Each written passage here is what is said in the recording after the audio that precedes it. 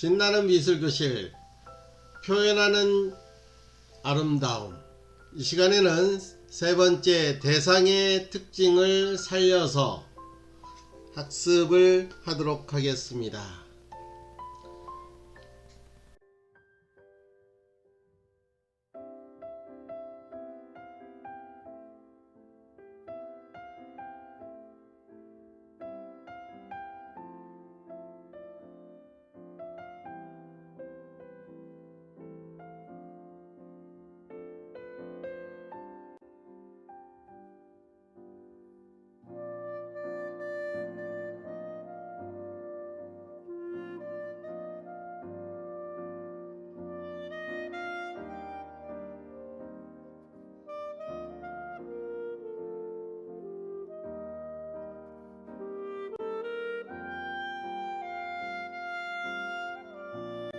오늘의 학습 목표, 대상의 다양한 관찰 방법을 이해하고 활용할 수 있다.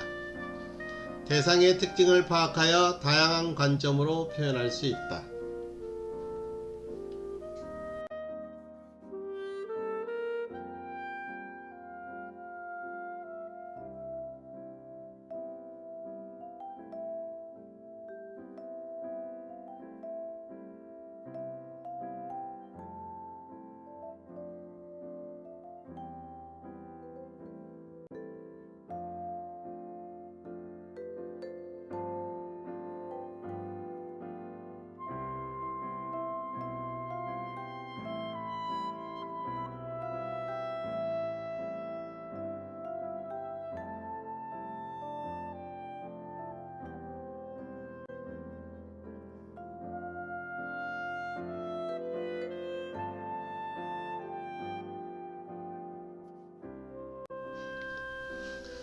생각 깨우기. 대상을 어떤 방법으로 관찰하였는지 이야기해 봅시다. 여러분들 그림을 한번 살펴보세요. 첫 번째 그림은 돋보기로 대상을 어떻게 했습니까? 확대해서 본 거죠. 두 번째 그림은 절단해서 관찰했습니다. 세 번째는 집합해서 관찰을 하였죠.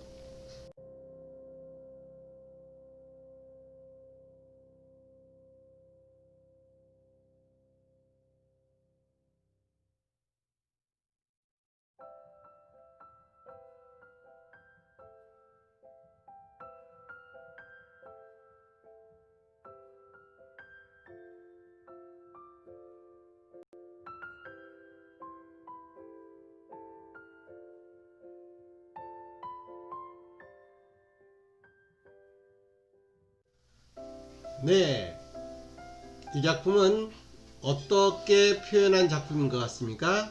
피비아니라고 하는 작가는 자동차를 분해해 가지고 표현한 작품입니다.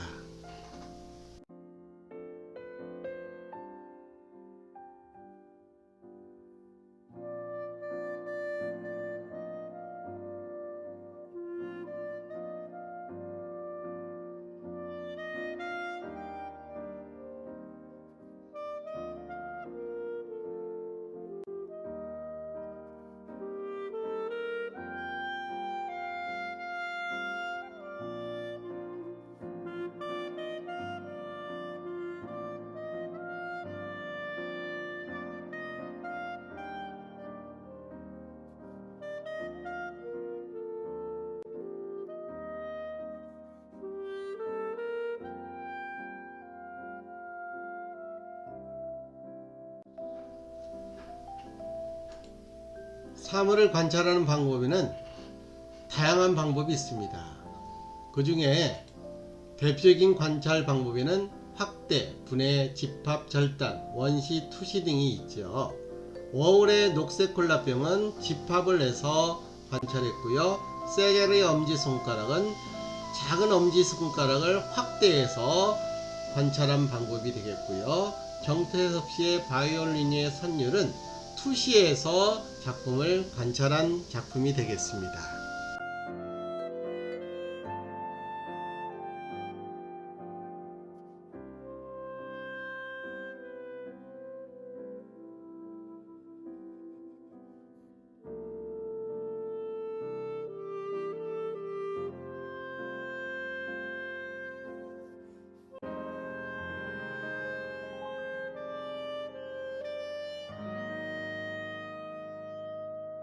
정물화는 원래 다른 주제로 그림을 그릴 때 배경이나 장식적인 한 장면으로 그린 것이었습니다. 서양에서 정물화가 회화의 한 장르로서 독립된 주제로 그려지기 시작한 것은 17세기경 네덜란드에서부터이며 18세기 프랑스의 샤르댕에 의해 완성을 보았고 인상파 화가들에 의해 더욱 발전되어 오늘날에 이르렀습니다. 동양에서는 그보다 오래전에 문인화가 그려지면서 기명과 화훼를 중심으로 그려졌습니다.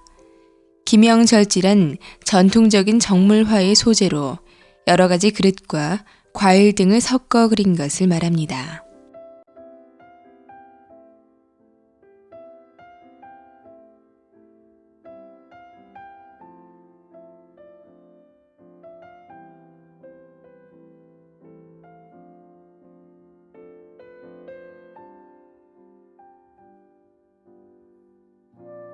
정물화에는 구도가 있습니다. 그 구도 중 이 삼각형 구도인데요. 이 작품은 우리가 정물화의 시조라고 할 수 있는 샤르댕의 파이프와 물병이라고 하는 작품입니다. 유화 작품인데요. 이 작품은 구도가 삼각형 구도입니다. 이 삼각형 구도는 균형과 안정감이 있죠. 가장 안정감이 있는 구도가 바로 이 삼각형 구도라고 합니다. 물병을 중심으로 삼각형 구도로 사용해서 단순하면서도 안정감이 있는 바로 샤르댕, 정물화를 독립된 정물화로 이끌었던 샤르댕의 작품이 되겠죠.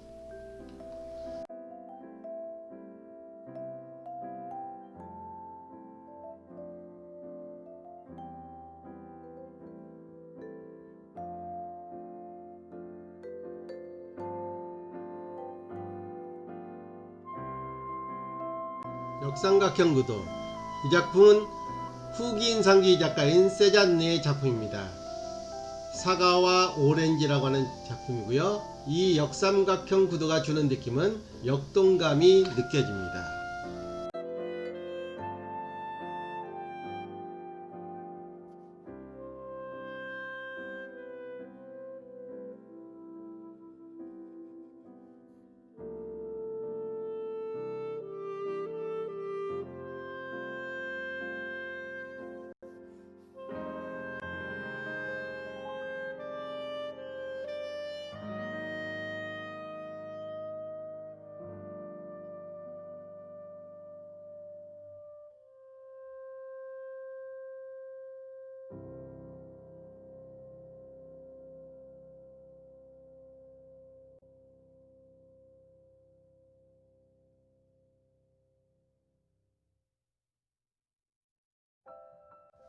이어서 이 마른 모형 구도입니다. 마른 모형 구도는 변화와 공간감이 느껴지게 하는 구도죠. 이 작품은 오렌지를 표현한 작품인데, 오렌지라고 하는 작품으로서 이 작품에서 느껴질 수 있는 것은 어떻습니까? 아주 따뜻함을 느껴지죠. 아주 색상 자체가 난색 계열로 해서 따뜻한 느낌을 주고 있는 작품으로 나타나 있습니다.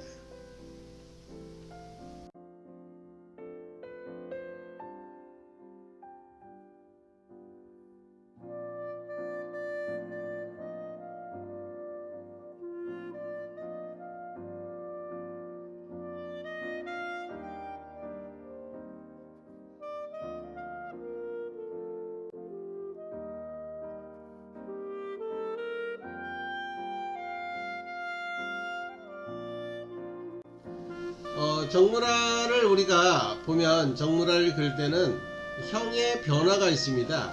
형의 변화에서 가장 중요한 게 눈높이에 따른 변화입니다. 작품을 보면 이 작품은 이제 같은 눈높이에서 그린 작품이 되겠고요. 조금 낮은 높이에서 그린 작품이 이 작품이죠. 그러면 위에서 본 높은 위치에서 내려다본 그러한 작품이 이제 세 번째 이 작품인데, 눈높이라고 하는 것은 어떠한 걸 얘기하면 그림을 그리는 사람의 눈의 위치를 얘기합니다. 그래서 땅에서는 지평선이 되고 바다에서는 바로 수평선을 눈의 높이라고 하죠. 고로 눈높이가 높다 이렇게 얘기할 때는 그림을 그리는 사람의 시점이 높은 것을 얘기하고, 눈높이가 낮다 하는 것은 그림 그리는 사람의 시점이 낮은.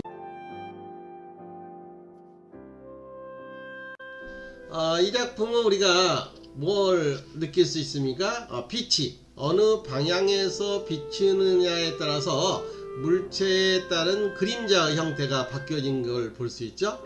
네, 그렇습니다. 첫 번째 그림은 왼쪽에서 이렇게 빛을 비췄기 때문에 그림자가 오른쪽에 이렇게 생기게 되고요. 두 번째 그림은 역광, 뒤쪽, 그러니까 앞쪽에서 이 뒤쪽에서 이 빛이 비쳐가지고 이렇게 앞쪽에 그림자가 생긴 거죠. 세 번째는 이제 앞쪽에서 빛이 비쳐서 뒤쪽에 그림자는 안 보이죠. 뒤쪽에 그림자이기 때문에. 네 번째는 이제 오른쪽에서 빛이 비쳤을 때 물체에 생긴 그림자입니다. 그런데 이 작품을 보듯이 평면이 명암에 따라서 실제감, 입체감의 표현이 된 작품이죠. 연필로 표현된 소묘 작품입니다.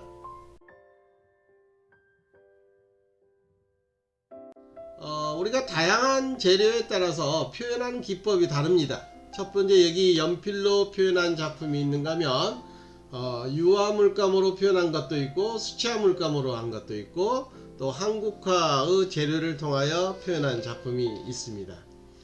그래서 재료에 따라서 그 표현이 다르다는 것은 재료에 따른 그 질감의 표현이 다르다 이렇게 얘기할 수 있겠죠. 연필로 표현했을 때와 수채화 물감으로 그렸을 때, 또 유화 물감, 또 뭐 채색화 재료로 표현했을 때 그 작품의 느낌이 다른 것은 바로 이 질감의 표현이 다르다 이렇게 얘기할 수 있습니다.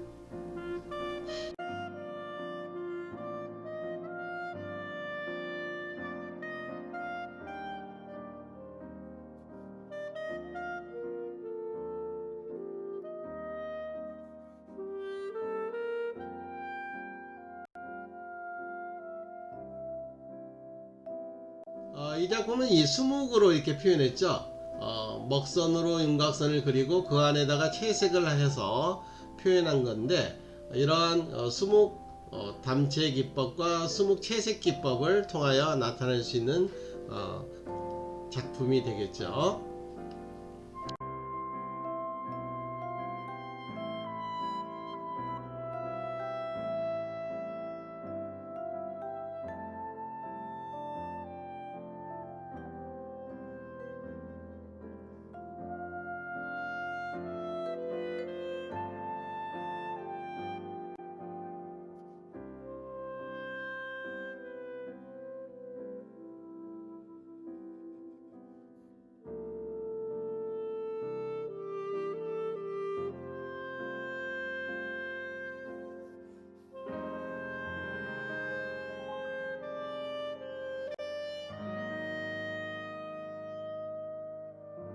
그러면 우리가 정물라를 제작할 때는 어떻게 제작을 하느냐. 먼저 정물 다이에 정물이 있습니다. 실물 사진을 여러분들에게 이렇게 보여주고 있는데요. 사물을 자유롭게 배치합니다. 정물은 그림을 그리는 사람이 사물을 선택해서 자유롭게 배치할 수 있기 때문에 구도학습이 좋은 거죠. 그래서 먼저 실물 사진을 보면서 우리가 정물을 자유롭게 자기가 표현하고자 하는 대상들을 설치해 놓고, 그 다음에 첫 번째 스케치를 합니다. 스케치라고 하는 것은 소묘에서 얘기하면 밑그림이죠. 대상을 간략하게 선으로 표현할 수 있고요. 그 다음에 스케치에서 가장 명암도 살짝 넣어서 밑그림으로서의 역할을 하는 그림이 바로 스케치라고 하는 거죠. 스케치가 끝나면 수채화 물감이나 뭐 유화 물감, 아크릴 물감, 다양한 어떤 채색 재료를 가지고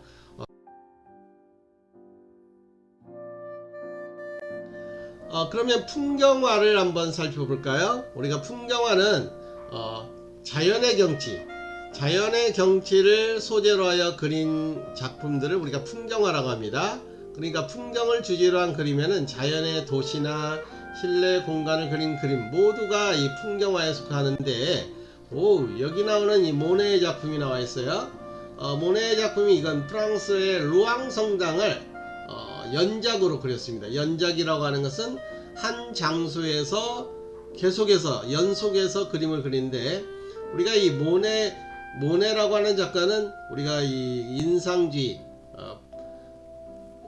이를 대표하는 작가가 되죠. 모네만의 이 작품이 연작이라고 하는데, 연작이라는 건 뭐냐면, 모네는 이렇게 얘기합니다. 모네가 해가 뜨기 전에 루앙 성당 앞에 가죠. 그래서 루앙 성당에서 풍경화의 역사는 서양은 주로 인물화를 배경으로 그려져 오다가 17세기 네덜란드 화가인 루이스 달, 호베마 등에 의해 독립된 장르로 그려졌으며 19세기 인상파 화가들에 의해 야외에서 사생이 이루어졌다. 동양은 육주시대부터 그려지기 시작하였습니다.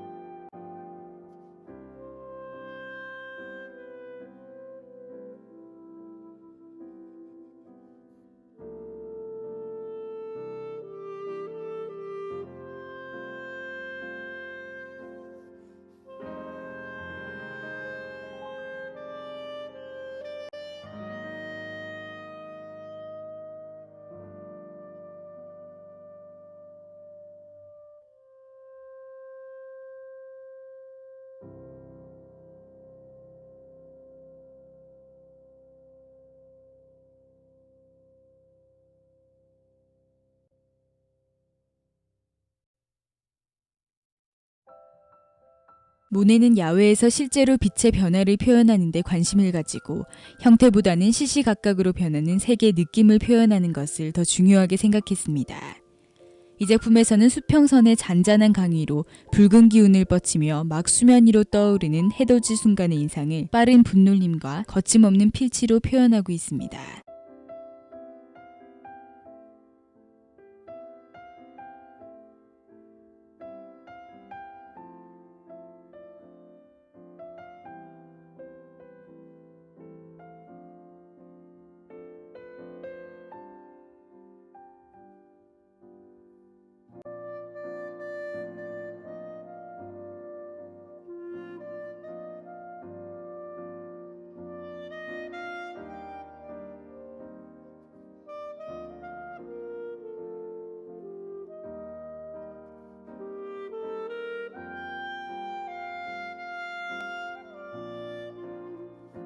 풍경화의 구도의 3요소는 변화통일 균형이 있으며 구도의 종류는 정적인 구도와 동적인 구도로 구분할 수 있다. 정적인 구도에는 수평선 구도, 수직선 구도, 대각선 구도, 삼각형 구도가 있으며 동적인 구도에는 호선 구도, 전광형 구도, 역삼각형 구도, 사선 구도, 원형 구도 등이 있다.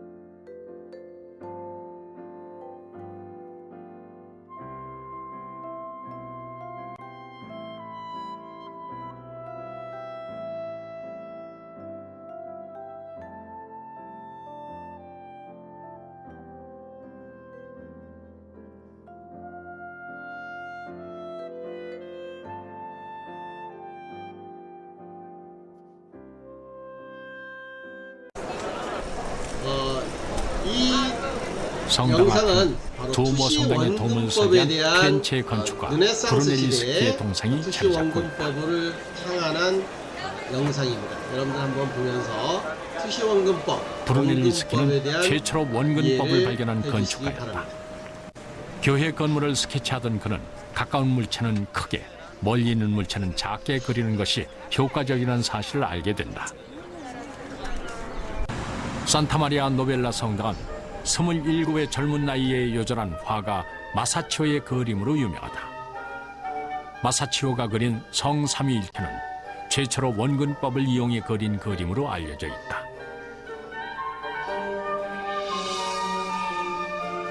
그림에는 이 그림을 기증한 부부가 맨 아래쪽에 위치해 있고, 그 다음에는 마리아와 요한, 다시 안쪽에는 하나님과 십자가의 예수가 그려져 있다.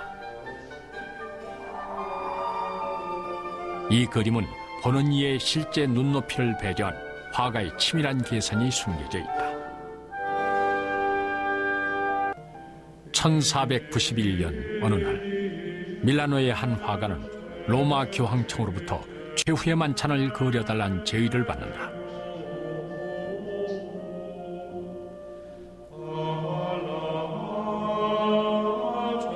예수 그리스도가 예루살렘에서 십자가에 못 박히기 전 그의 제자들과 함께 다락방에서 음식을 나누는 식사 장면은 오랫동안 화가들이 즐겨 그린 주제였다. 중세말 지오토가 그린 최후의 만찬은 성스러움을 표현하기 위해 모두 머리에 후광을 그려 넣었다. 그런가 하면 산마르코 교회의 수도원 식당 벽면에 그린 기를란다요의 작품은 전체 배경이 너무 웅장하고 화려해서 성서 속 최후의 만찬이라는 느낌이 들지 않는다.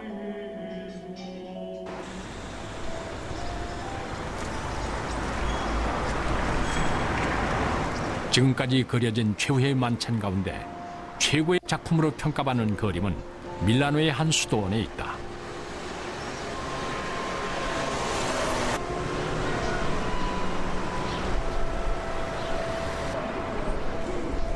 이 성당은 고딕 양식에서 르네상스 시대로 넘어가는 과도기를 대표하는 아름다운 건축물로 손꼽힌다. 이곳에는 오늘도 벽화를 보기 위해 세계 각지에서 온 사람들의 발길이 이어진다.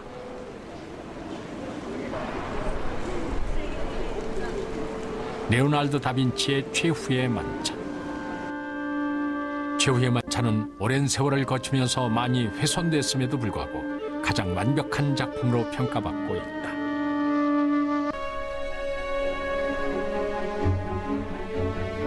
레오나르도 다빈치는 그림을 그리기 전 기하학적 원근법을 이용해 공간을 나누었다. 예술을 중심으로 시선이 한 곳에 집중될 수 있도록 치밀하게 구도를 잡았다.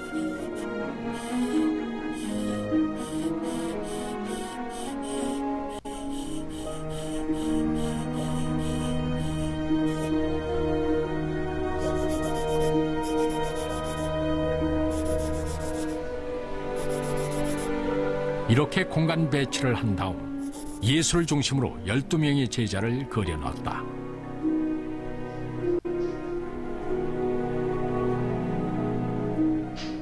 그림은 죽음을 앞두고 담담하게 구원의 마지막 설교를 한 예수와 이 가운데 한 명이 배반하리란 말에 놀라 당황하는 제자들의 모습까지 생생하게 담고 있다.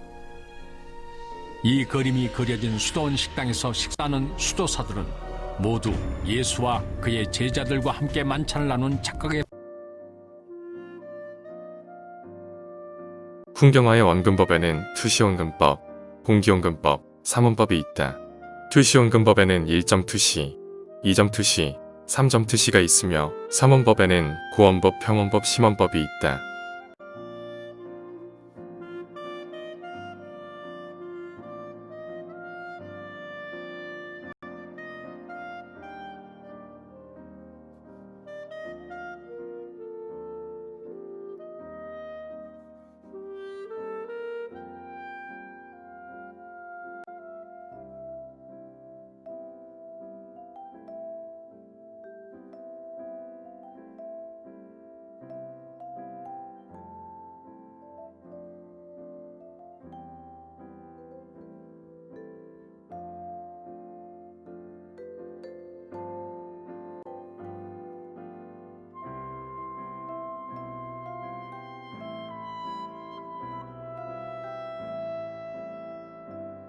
이 작품은 바로 호페바의 작품으로서 대각선 구도 1점 투시에 해당하는 작품이 되겠죠.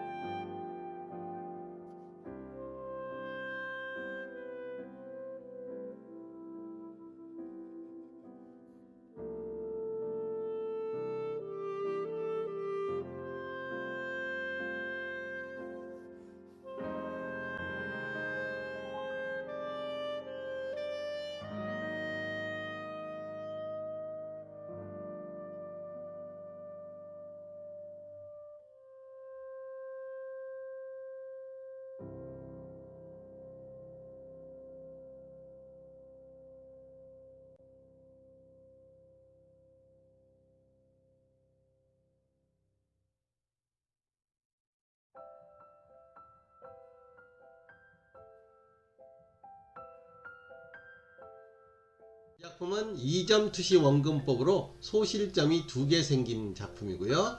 그 다음에 3점 투시는 소실점 이렇게 하나 둘 세 개 생겼을 때 3점 투시화법이라고 합니다. 우리가 건축의 조감도를 그릴 때는 바로 3점 투시화법을 사용합니다.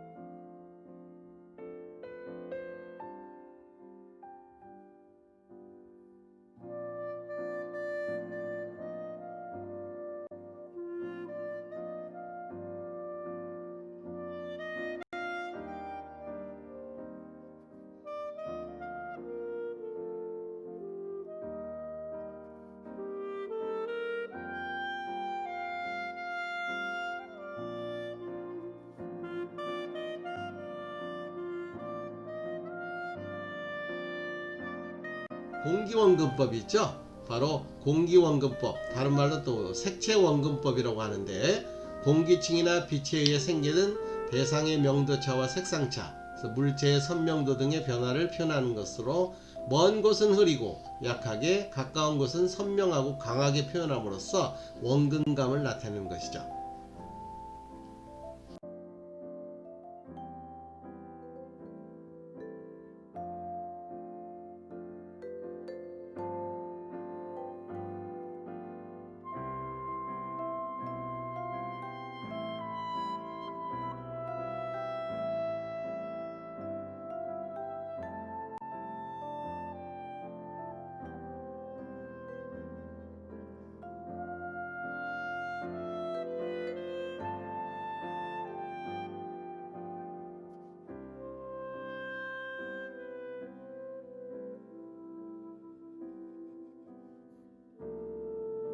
우리가 풍경화를 제작하겠습니다. 여러분들 먼저 풍경화를 그릴 때 첫 번째 주제 정하기, 두 번째 구도 잡기, 세 번째 스케치, 네 번째 채색하기 완성을 하며 작품을 제작할 수 있습니다. 요즘 봄에 꽃이 아주 아름답게 피어 있죠.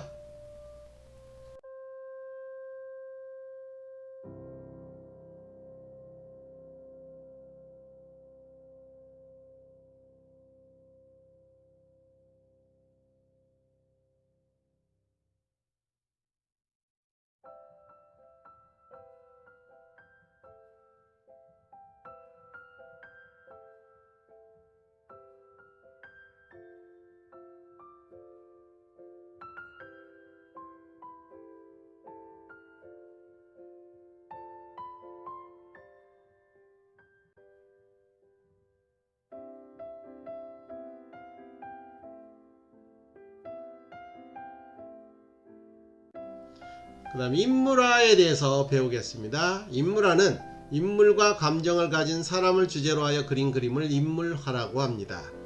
인물화의 역사는 인류 문화 역사와 함께 시작되었으며 19세기 사진기술의 발달로 쇠퇴하였습니다. 인물화의 특징은 인물화는 그 시대를 살아가는 사람들의 인간상을 그리게 되므로 그 시대의 사상과 문화, 역사, 종교, 풍속과도 밀접한 관계가 있습니다. 우측에 있는 작품은 윤두서의 자화상입니다. 자화상이란 자기가 자신의 모습을 보고 그린 작품을 자화상이라고 하죠. 윤두서의 작품입니다.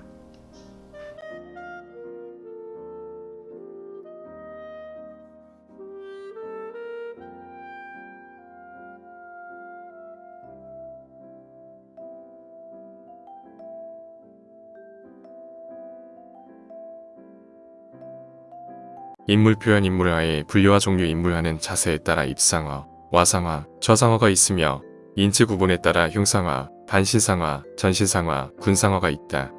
인물화의 종류에는 자화상, 초상화, 기타 종교화, 풍속화 등이 있으며 자화상이란 거울을 보고 자신의 모습을 보고 그린 그림을 말하며 초상화란 특정 인물의 표정과 인상을 담게 그린 그림을 말합니다.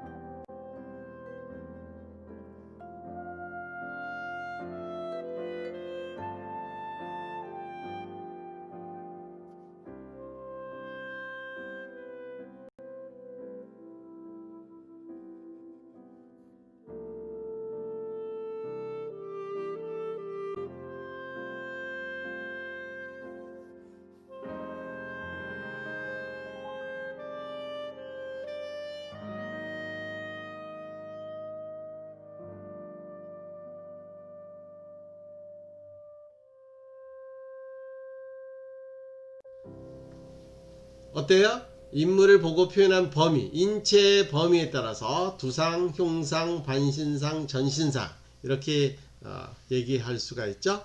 머리 부분을 그렸을 때 두상, 가슴까지 그리면 흉상, 반절, 배꼽 위 이걸 반신상, 몸 전체를 그리면 전신상이다. 이렇게 설명할 수 있습니다.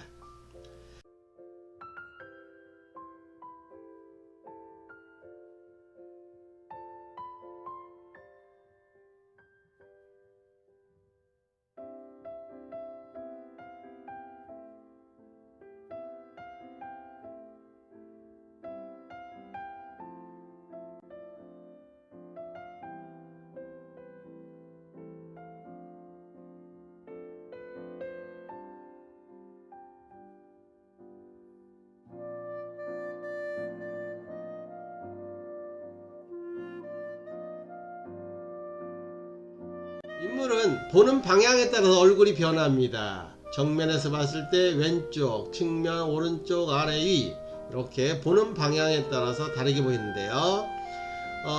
우리가 인물화의 동세와 균형을 살펴보면 오른쪽의 그림은 드가 하면 우리가 대생의 아버지라고 하는데 무도회장에서의 발레하는 여인들의 특징을 그렸습니다. 바로 인체의 어느 한 부분이 움직이면 몸 전체가 균형을 유지하기 위해서 다른 부분이 움직여 몸의 중심을 잡게 되죠. 그래서 동세와 균형은 인물화를 그리는 데 아주 중요한 표현 요소입니다. 그래서 인물의 움직임에 따라서 작품에 생동감이 있죠.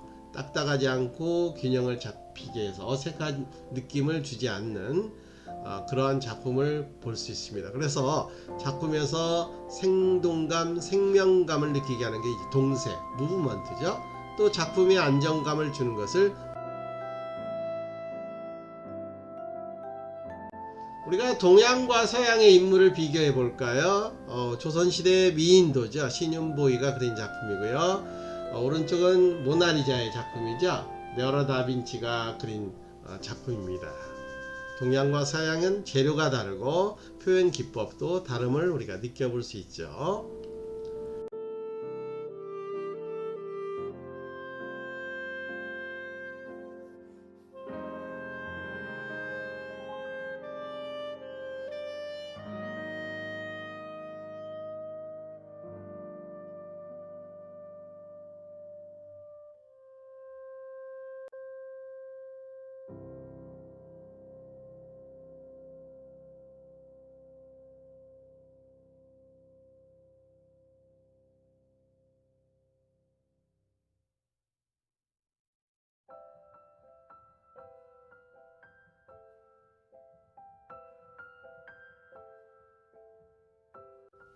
여기서 퀴즈. 곽희라고 하는 작가가 그린 조춘도입니다. 우리가 세 곳의 시점을 얘기해 볼 수 있는데 스님이 아까 얘기했듯이 곽희의 이 조춘도를 통해서 우리가 산수의 원근법에는 세 가지 원근법이 있다고 했습니다. 먼저 고원법이 있고, 고원법은 아래에서 위로 올려다보고 그린 기법입니다. 네, 그러죠. 맨 위가 고원법. 평원법은 눈높이에서, 수평으로 해서 눈높이에서 그린 중간 부분이 평원법이고요. 위에서 아래로 내려다본 것을 심원법이라고 합니다. 그래서 이 산수화의 원근법에는 이렇게 고원법, 평원법, 심원법으로 구분할 수 있습니다.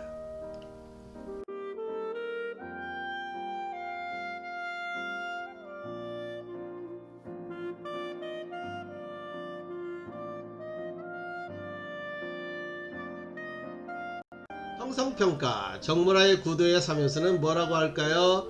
아까 얘기했죠. 변통균 맞았어요. 이렇게 얘기했죠. 변화와 통일과 균형이라고 할 수 있고요. 동양에서 꽃가지, 이 그릇을 소재로 한 서양의 정문화와 비슷한 그림을 무엇이라고 하냐면 바로 맞았어요. 김영절지화라고 합니다. 김영절지화.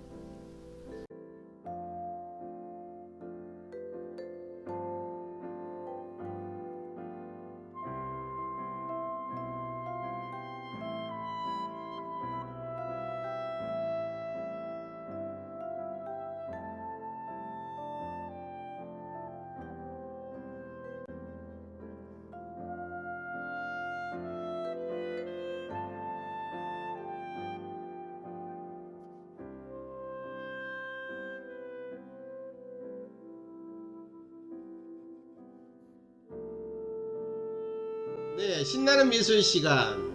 여러분들과 함께 이 시간 마무리하도록 하겠습니다. 다음 시간에 만나요. 감사합니다.